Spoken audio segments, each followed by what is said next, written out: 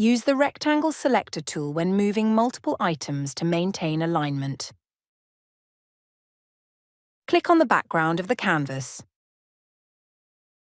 Hold and drag over the area to create an outline, making sure that all items which need to be moved together are contained. Drag the block to position on the canvas. Once in position, click outside to exit. Make it easier to build designs by grouping elements together. Once positioned on the canvas and styled by using the Appearance tab, hold down the Shift key and click on each element to select a group.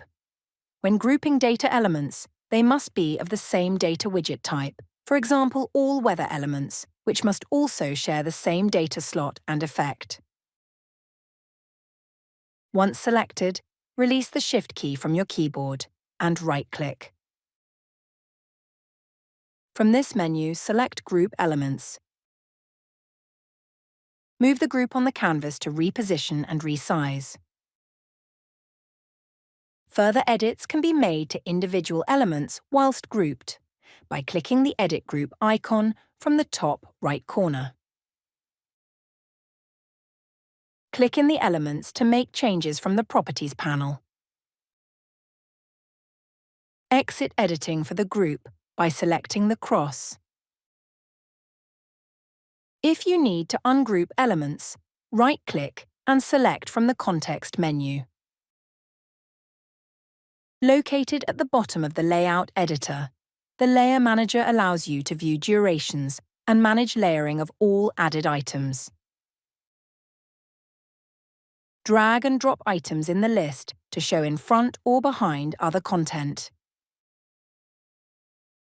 Elements have their own canvas layer, which can be used to determine where they should appear in relation to other natively rendered elements, such as playlists and videos. Alternatively, right-click an item and use the Send and Bring options from this menu. All items that have been added to a layout or playlist has a context menu for further options relevant for the selected item.